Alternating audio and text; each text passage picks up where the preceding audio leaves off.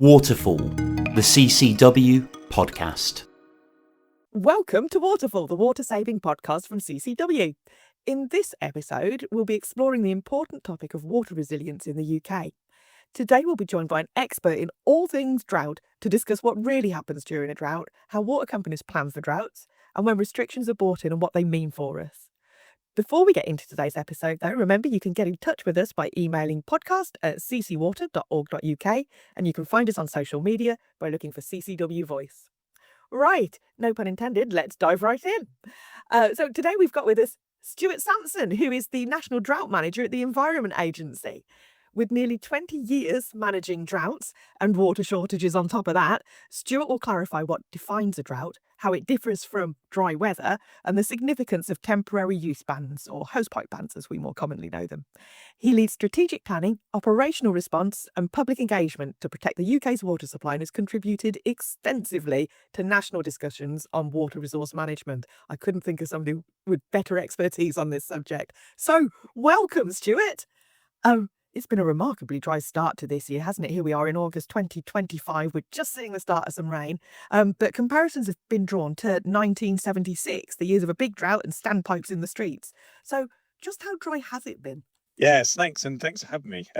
So certainly it has been a dry year so far.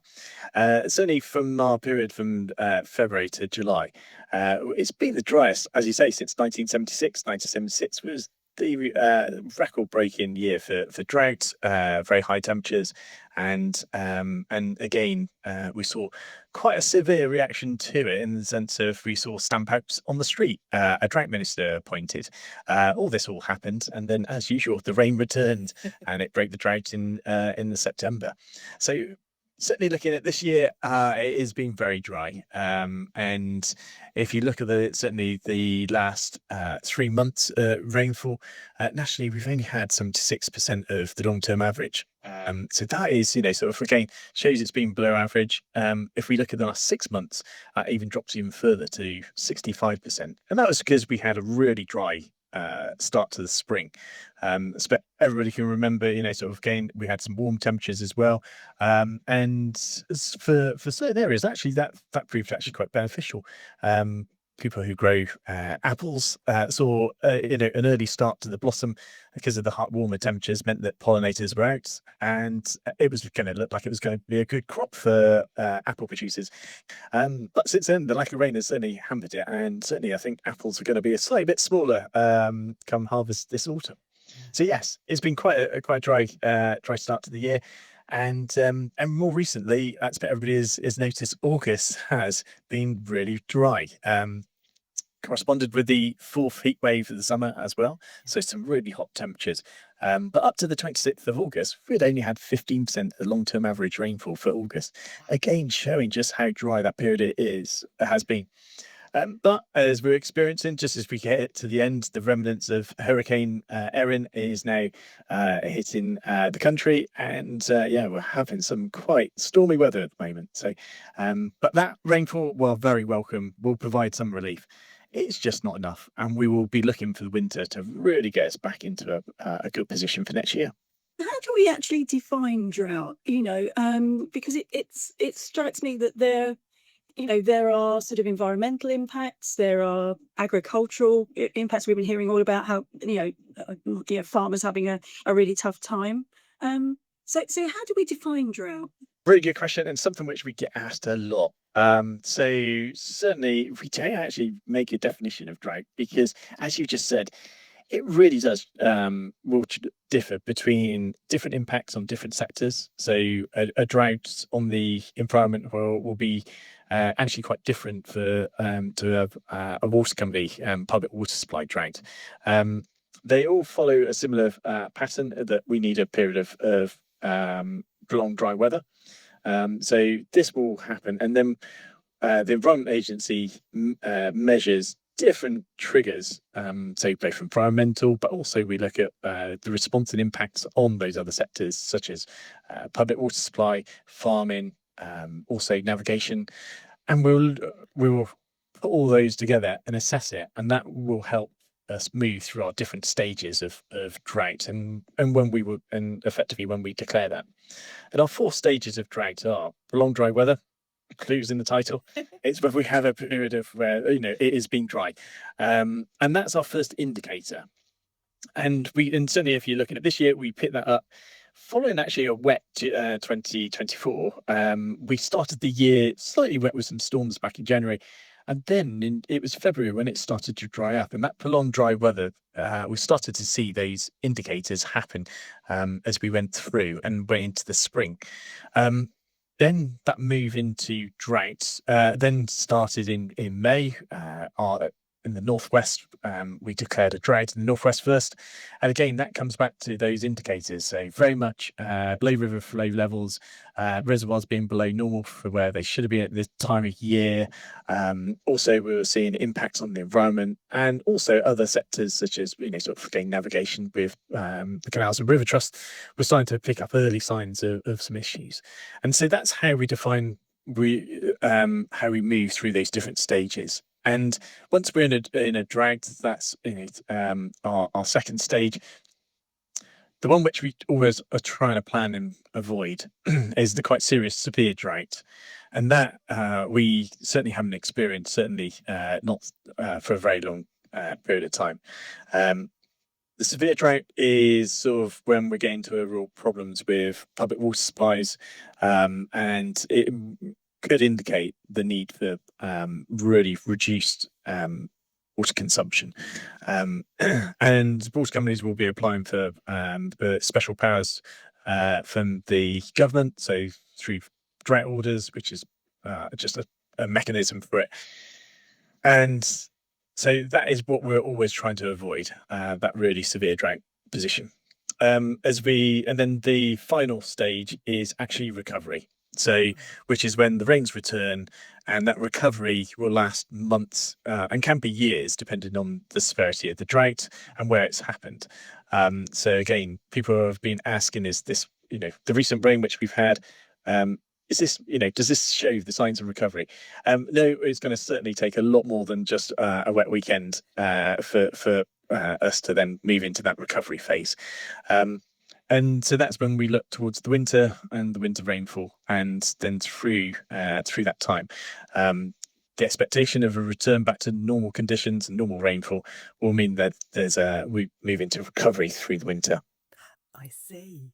I think you kind of touched on this a couple of minutes back, Stuart, but what the Environment Agency refers to as a drought, like you were saying, you called a drought in the north quite early on in this year in 2025, but the water companies don't necessarily bring in restrictions at that point, do they? So it's almost like the water companies seem to be using different measures or different times to decide to tell us. They're always telling us to use water wisely, but the more severe restrictions, like saying please don't use your hose pipe, they don't.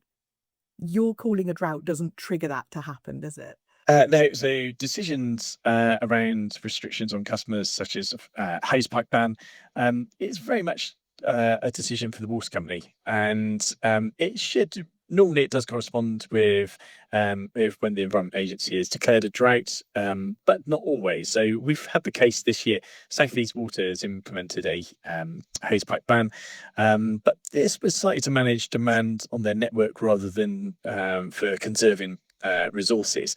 But as we go through, actually what we've seen with South East Water is that yes, they they've used that, they have conserved water by reducing demand through implementing a hose pipe ban. So it certainly is there, but as you quite rightly say, there is sometimes we won't have classified that area as in drought, but a water company may take proactive actions to conserve water or to manage demand. So the two generally do go together, but not always. And that relates to actually the water companies being proactive and taking early action, because there may be other things happening in their network, which sort of they need to make sure that they do this action ahead of that. So yes, so definitely there's always some times where there's a little bit of mismatch, but overall it usually follows the stages of when we declare drought.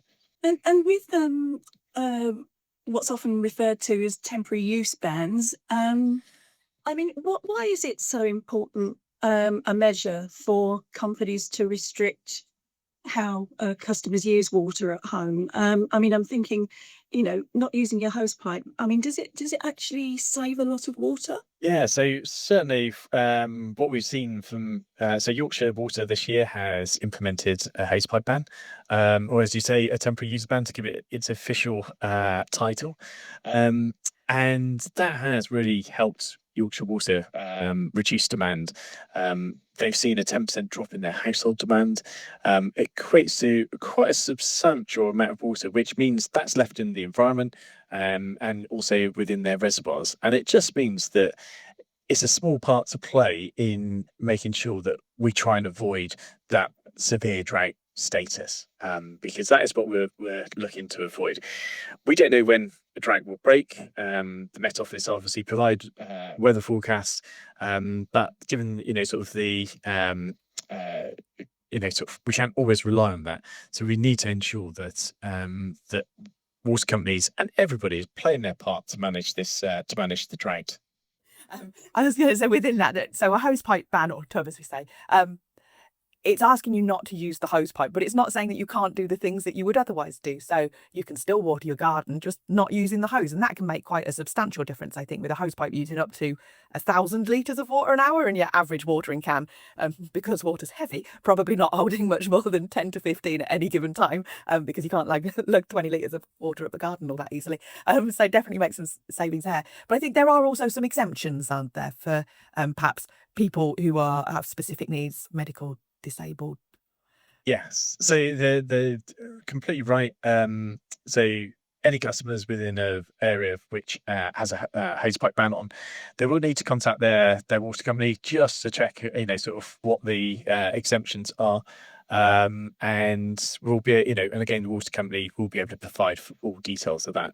So yeah, definitely through that. And you're quite right, sort of the people can still water their plants. So if there's, if you've got potted plants which are prone for drying out, fill up your watering can and you can still use it. The benefits are, sort of, as you say, will, sort of with people using watering cans, it does mean it's a little bit harder for people to do. So people will focus on the most to protect the most important plants. So again, sort of something which gardeners, sort of do, know and understand. And certainly a really good way, if those gardeners who are listening want to actually think about, sort of for managing future droughts, they can then install water butts, collect rainwater.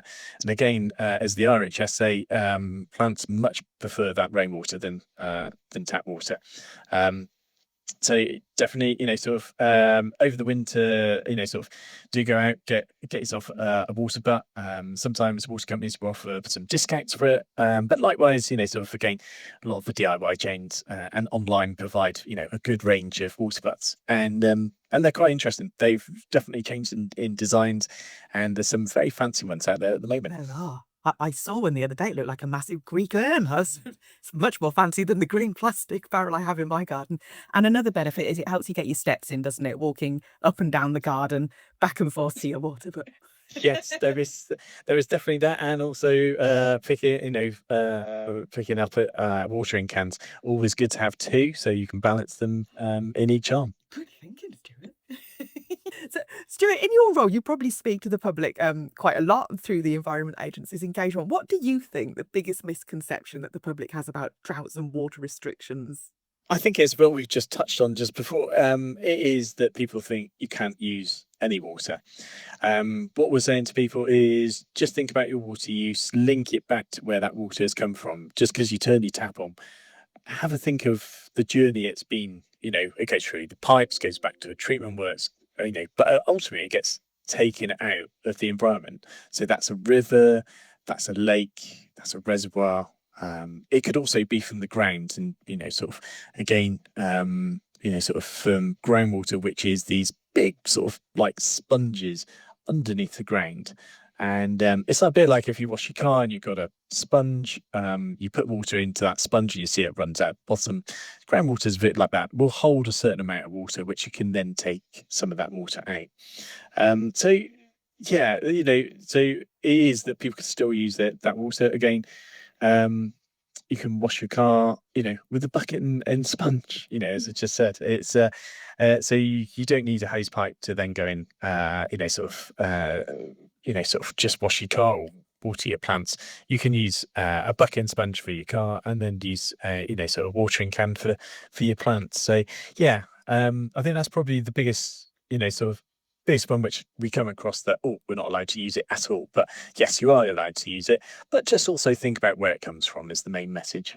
In terms of what the water companies should be doing during the drought, what do the Environment Agency expect the water companies to be doing to help manage a drought and avoid getting to those sort of severe interventions? Yeah, well, the water companies have to, by law, produce the water company drought plan, and this means that the company will then follow that drought plan, so it knows what to do. Again, what we've seen in the past is that for some companies, they've not had a drought for a long period of time, so actually having a plan there ready off the shelf to go means that actually they're in a really good position. And so certainly we expect those companies to make sure those drought plans are up to date when we get into a drought, for them to follow it as well. And the actions which we expect the companies to take here, when it's just starting to get into that prolonged dry weather period, as we were talking about earlier, the first action from the companies will be to start to warm the public up to it's been dry, and to think about water use, and to start gently introducing, sort of where we might go to next.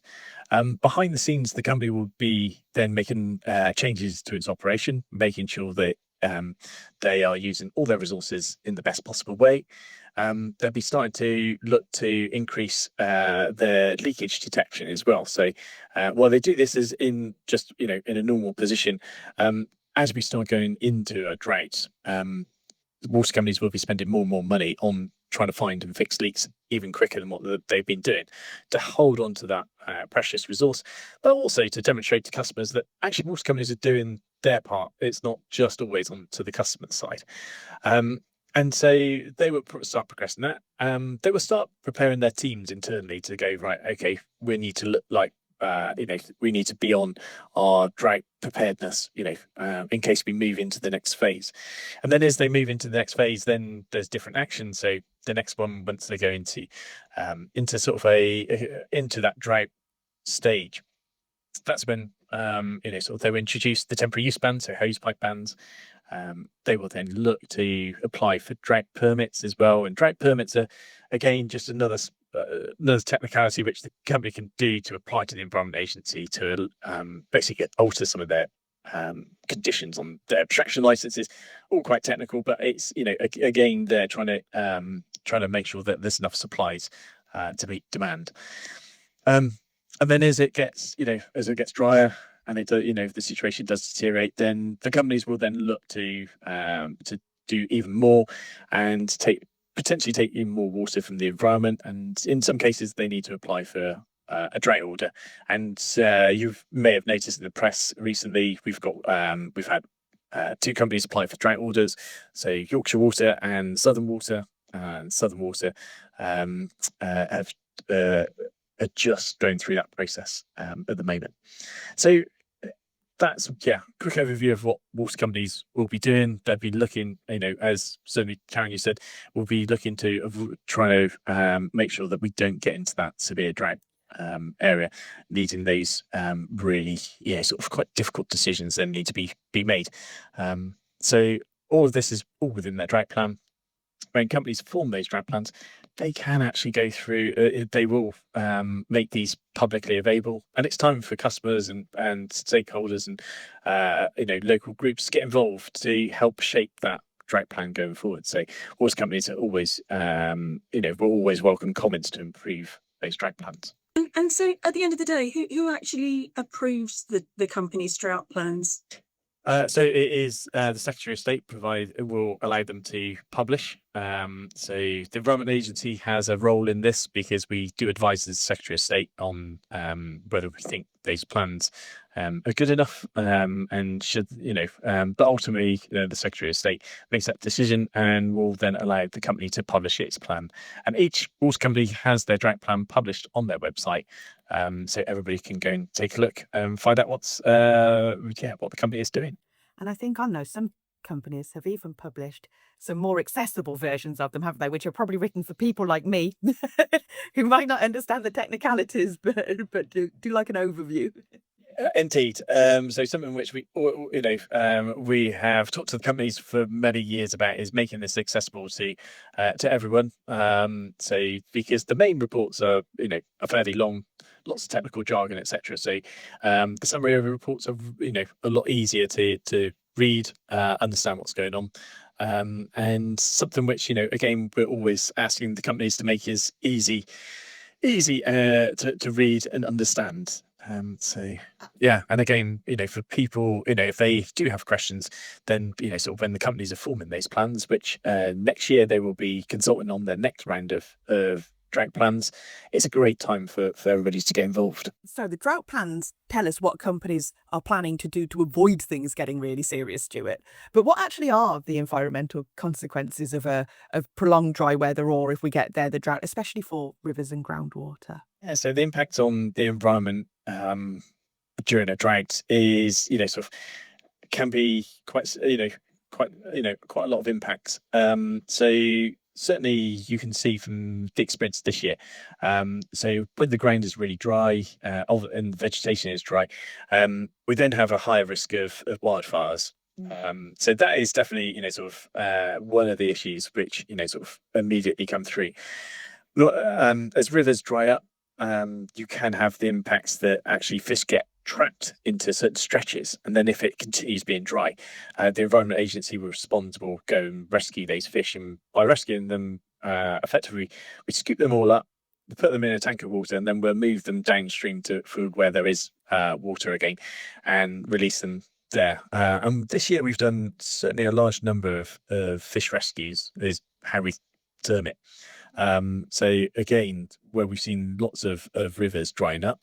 Recently, as it goes through the year, you then find lakes and some ponds drying up. And again, what we've seen is we've been out helping angling clubs with some of their ponds, which have been at low levels or have been drying out. And again, helping them rescue the fish and move them to another location where there's sufficient water.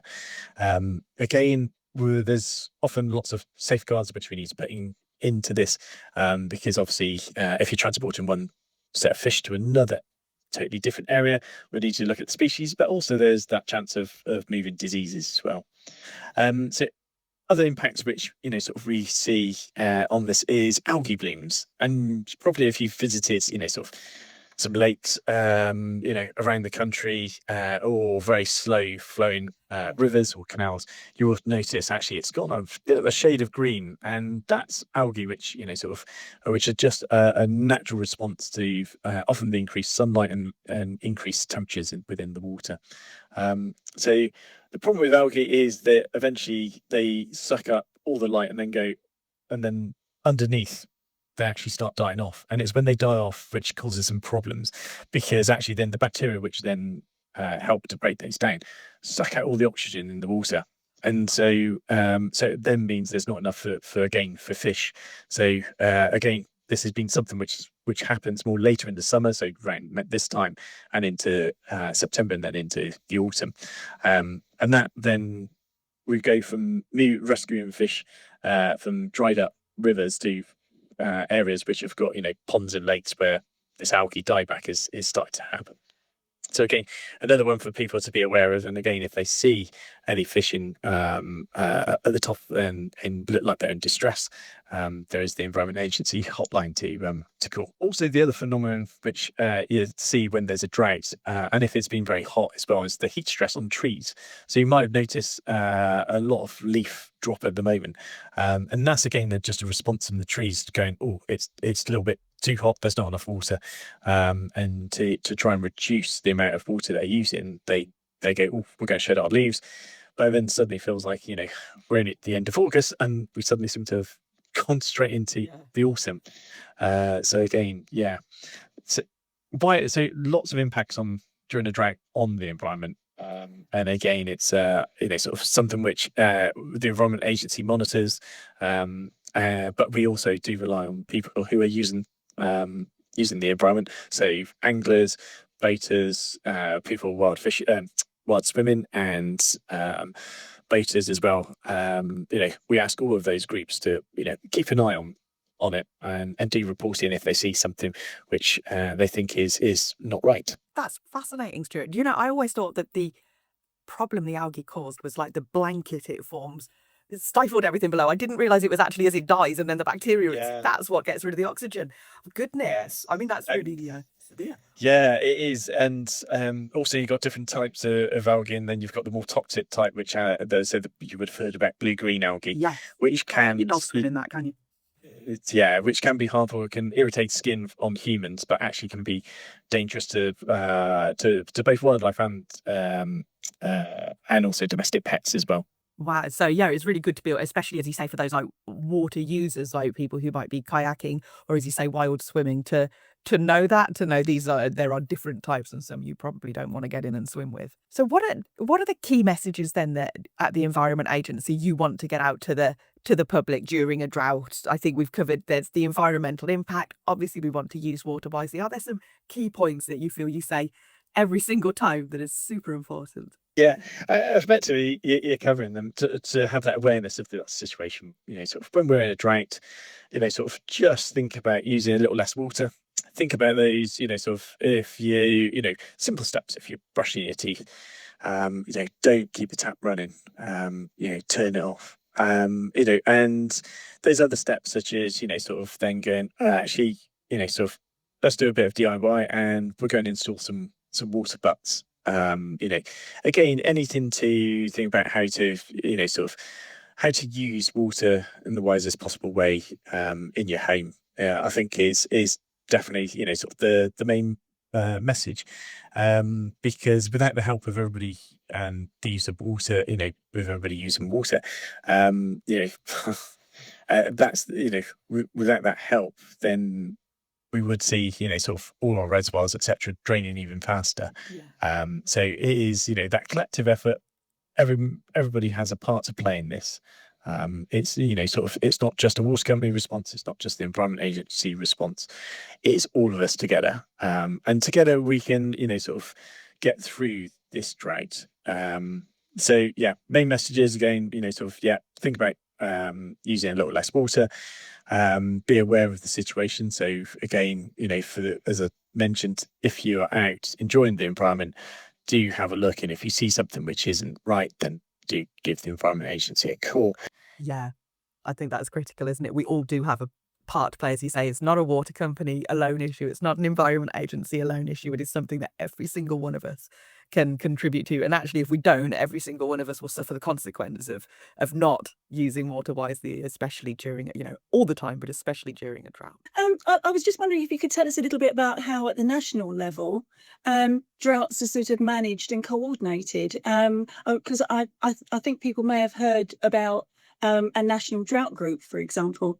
Yes, so certainly from a national point of view, we do have a national drought group. This brings together actually all the key organisations which are involved in managing a drought. So you've got the Environment Agency, you've got government, you've got water companies, you've got farmer representatives of the farming community. You've got representatives of the environment and angling groups as well. You've got the Canals and River Trust. So a lot, everybody who has that part to play in managing a drought is in that group. And the benefits of doing this is that actually, like what we said earlier, everybody has a part to play in this, and actually having that coordination across all these different groups really helps, and it brings everybody together to have a more supportive approach. The National Drought Group was, originated from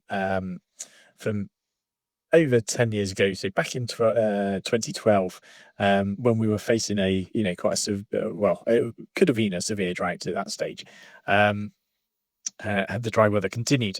And the response, which at the time the government wanted, was a more collaborative approach, and it formed this national drag group. Once that drag was over, the Environment Agency took on a business as usual position with that drag group, and we then stood it back up in 2017 when we were starting to face dry conditions again. And ever since then, we've actually run it then each year. So even if we don't have a drought, we run it each year to actually make sure we are prepared. And after the 22 drought, actually that National Drought Group has been pivotal on making sure we were better prepared for this one. Yeah. And the result we've seen is actually this one has been, has been ranked up with some of the worst droughts on record. Yet we, again, are managing it and across all the sectors as well. And we've learned from the previous droughts, and through the National Drought Group, we've improved the way we respond to the drought. So definitely the importance of it is there. It has a direct link into government as well. So ministers will attend, and we've had Minister Hardy, our current water minister, attending and providing a very good steer of where the government expects how this drought should be managed. So it is, again, it brings together everybody, which is really good. And certainly in other sectors, they're considering, sort of similar things. And we've seen like with dealing with floods, a similar group is now being formed, again, showing the benefits of bringing everybody together, trying to manage these incidents. I think that sounds really reassuring, actually, doesn't it? That the group's gone from being stood up when there is a problem to being actually a standing feature, so that it's proactively ready to make sure that as a country we are prepared for this weather, which seems to be becoming more frequently the norm across our spring and summer periods. Now, I was going to ask you, Stuart, for a kind of a crystal ball moment here. I know that we're not going to say that the drought comes to an end, because as you've told us, we go into recovery. But being that it has been incredibly dry for an incredibly long time, even though we're starting to see rain, I think it's going to be a windy and rainy weekend this weekend. When do you think we'll start getting into that recovery period, and how long do you think it'll take from this drought that we've seen this year? Yeah, well, with the position we're in, we will require a good, in the sense of a wet winter. But that wet winter, we would hope that steady rain across the winter, so we don't get any floods. And it also means that it then refills the reservoirs, refills the rivers. The water then soaks into the ground and refills the aquifers. So we would need, it to be certainly rain constantly through the winter to get into the sort of that recovery phase. So we are looking at different scenarios. If we don't get at least average rainfall through the winter, where that will take us, and it will be quite some time before we see some of that recovery coming through, even with potentially above average rainfall, because it does take such a long time to refill the reservoirs, to sort of then turn around, start to refill the aquifers which support us, and just generally wet up the soil. So again, if you're a gardener, you will know when you try and dig into the ground at the moment, it's extremely dry, and this rainfall which we're receiving at the moment, you will still find just the top layer might have wetted up, but dig down any depth and it still will be extremely dry. And that just shows you how far down you have to dig is sort of the amount of rainfall which we then need to then wet everything back up. And it just shows you how far we have to go before actually we do come out of this drought. So there is a risk that again, as you mentioned, with our climate is changing, our concerns will be if that rainfall doesn't return.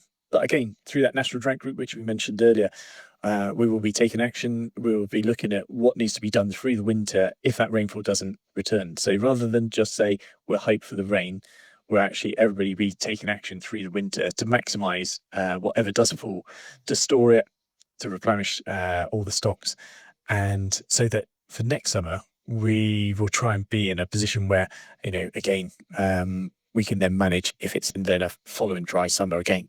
Yeah. So even if we have a lovely, because it is lovely to be able to be out in the garden and doing things outdoors, a lovely dry, hot spring and summer next year, we're taking action now to make the most of the rainfall that we do get. Yes, yeah, definitely.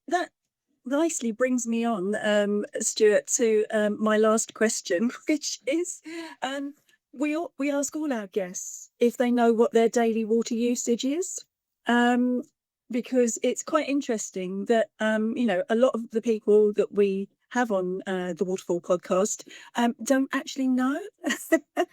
So, did you know what your daily usage is? Yeah, so it is around about the 120 litres per day. That's based on the household and then divided down by the people in the household. So below current national average, but still a little way to go to get down to where we want to be in the future. And one of the things which I sort of found is several years ago we had a change in our bathroom and kitchen, and actually we dropped our water usage by 25% overnight with those changes. Wow. And this is something which sort of going forward is definitely where sort of the Environment Agency wants to see further innovation in technology to allow us to use less water, but still having that same feel of having using the same. So without any change to our habits, we managed overnight to reduce it by 25%. With the future introduction from the government of mandatory water labelling, we do hope to see sort of that ease when people replace taps and showers, etc. That actually people will see, and just a natural drop in their water usage without really actually having to change their behaviours that much. So again, I think the future is definitely is looking good on saving water going forward without having to change much of our behaviours. That's a really good point, isn't it? And and as I say, and if people are thinking a bit more about their water use, those two aspects of water saving will combine. Yes, indeed. Yeah. And again, I think real positive that sort of everybody's now looking at quite innovative of ways of doing this. And again, we've seen the advances in appliances like dishwashers and washing machines using less and less water. Now we're hoping to see it in other parts of the home as well come forward. And also, again, that push for people using water outside. Do think about sort of those water butts, because again there is also a benefit that actually so at the moment with all this heavy rainfall, everybody's got empty water butts, and it does mean that there's that will take off some of the pressure if that water was then just draining out and going back into the system and avoiding sort of some of the flooding incidences as well. So dual benefits, another positive plug for water butts. Absolutely. Absolutely, indeed. Well, thank you so much for joining us today, Stuart. I've genuinely learned a lot today about algae, including that we go into recovery. A drought doesn't just end, which is super interesting, and especially given our, the year that we've had, the years that we will undoubtedly have in the future. And I'm thrilled that people like you are part of our national drought group and are actually there working behind the scenes to make sure that as long as we keep using it wisely, there will be water for us to use, which I think is incredibly reassuring and positive. So, well, that brings us to the end of this episode of Waterfall. Thanks for joining us as we explored the realities of drought, why water resilience matters, and looked at some water saving tips we can have. And for those of you who'd like to learn more, we talk about leaks, laundry, washing up, and actually things that Karen and myself genuinely do in our day-to-day lives on, that was episode 89 of Waterfall, if anybody would like to go and have a listen. So a big thank you to Stuart Sampson for sharing his insights and advice. A huge thank you to Karen for being with me today and asking all the sensible questions. Remember, every drop counts, so stay informed, stay engaged, and join us next time on Waterfall for more conversations that put you, water consumers, at the heart of the story.